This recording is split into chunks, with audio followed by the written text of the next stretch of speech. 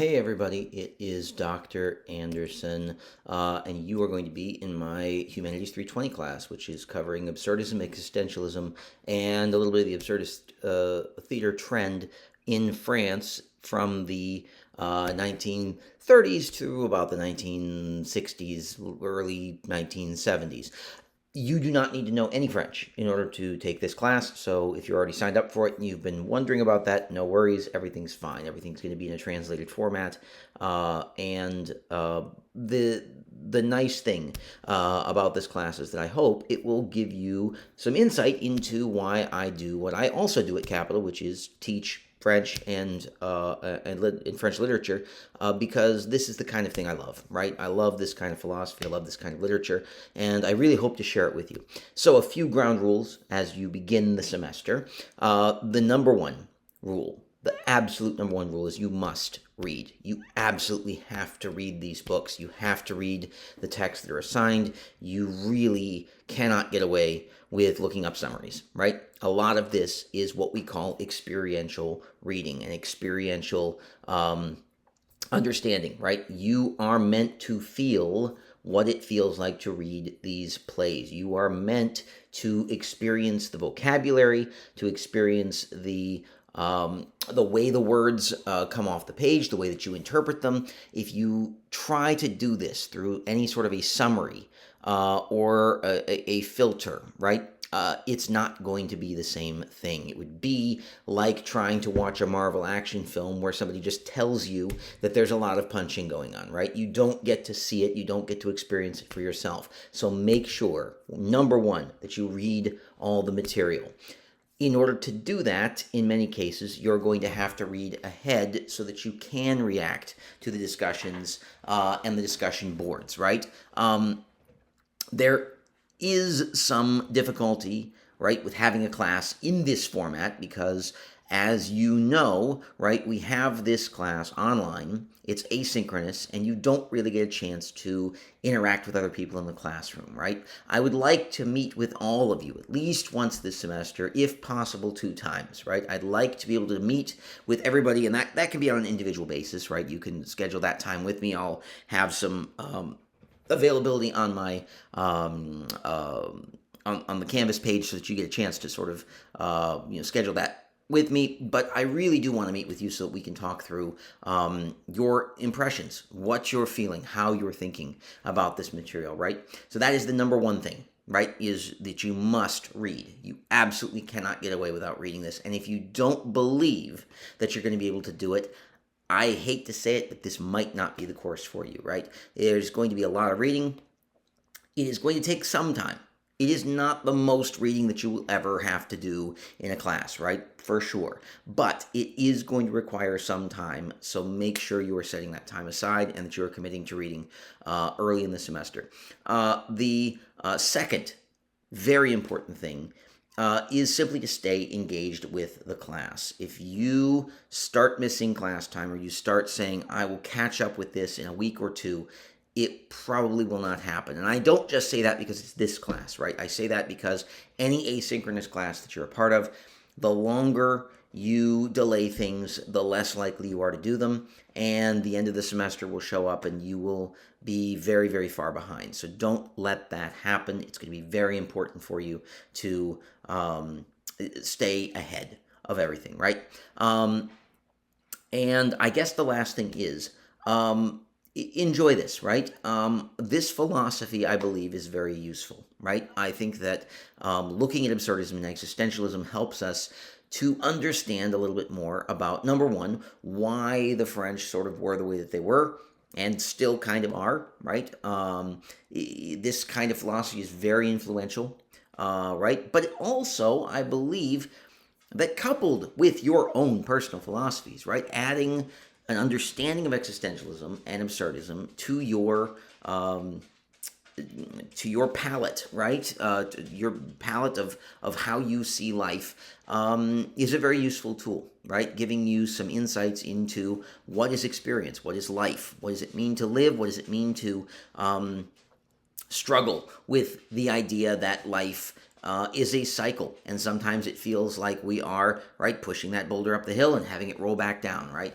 And what do we do, right? And I think that these philosophies and this and these plays are one way of sort of starting it, right? As you can tell, very passionate about this. I love this class. I love teaching it, and I really hope you're going to enjoy it. If you have any questions at all, do not hesitate, right, to ask. Do not hesitate to stop by. Do not hesitate to send an email and schedule an appointment to pop in. I am thrilled to talk with you about any of this and all of it, and I look forward to this semester. So welcome to the beginning of absurdism, existentialism, the theory of the absurd in France from the 1920s through whenever we're going to, right? It's sort of a loosey-goosey thing. The basic questions we are asking in this class can sort of be narrowed down to three important questions, right? Who am I? What am I doing here? And how do I know that I exist? And those questions may seem pretty simple, right? For most of us, that we can define ourselves as far as who we are in relationship to other people, in relationship to what we contribute to other people's lives by being relatives, by being friends, by being spouses of, by being, why not enemies of, right? And I think when we consider the second question of what we do, right? What are we doing here?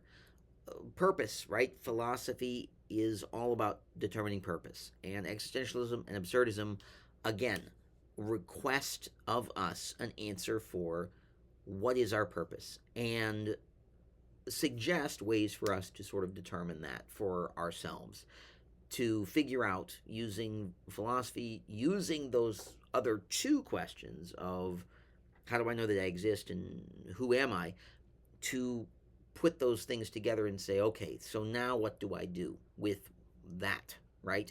Information. And of course, the question of how do I exist, we might think that's kind of simple, right? We go to the doctor says you have a pulse, you have a brain waves, you exist, you're alive. But I think that it does go a little bit deeper than that. I think it goes a little bit beyond that. Sometimes to a point where we become a little uncomfortable with it, right? This course is going to be all about looking at those questions and looking at those questions honestly and with a commitment to really consider the things that we are thinking about, right? The important part of this class that I want to make sure that everybody understands going into it is that we really do want to have this discussion, this conversation, this thought process, right? I want to see with the work that you're going to be putting in, with the discussion posts that you're going to be putting up, that you are considering a lot of these things. That's a really important thing for me, right? To look at the class and say, this is sort of the purpose of the class and what I want you to do, but also to see you as individuals considering what it is that you do and who you are and how you see your own existence. Is it a little heavy? At times it can be, right? I think some of these plays feel a little heavier than others.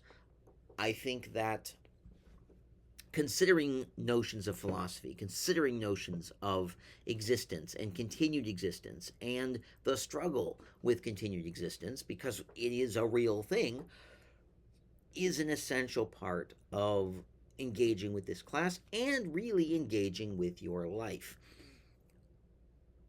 Do I want this class to be something that completely changes the way you think about the world? It would be nice if it does affect a little bit of the way that you consider yourselves going forward, because I think that it is a disservice to ourselves to not think about who we are and what our relationship to other people is. People like Sartre, people like Camus, people like Ionesco, people like Beckett, people like Genet, all people that we're going to be looking at this semester, were difficult people. A lot of them were very difficult people. and we're unhappy in many cases, we're happy in others. They were like we are. And their thoughts about their own existence really translated into art that I believe is worth analyzing and worth looking at. In the way that when we listen to music, when we read poetry, when we see an intense movie that really, has us all in our emotions, I want this course to allow you to continue to access those emotions with literature, with other questions about philosophy, right? I believe that what we are doing in this class is the important work of figuring out a little bit more about who we are, and that when we do that, we can enter into relationships more deeply with the things that we read, with the people that we know. And if that sounds a little, again, dramatic, I challenge you to see how far you can go with this course, right? It is full of work that I believe is really interesting, full of conversations and concepts that are difficult for us, but that ultimately will better us if we really have those conversations honestly. And we're going to start, right, with Kierkegaard and with his idea of what it really means to exist, right? Existence versus simply being alive. Is there a difference? Kierkegaard certainly seems to think so. When we get to Sartre, what is the reason that we should stick around? What's the whole point of, our existence?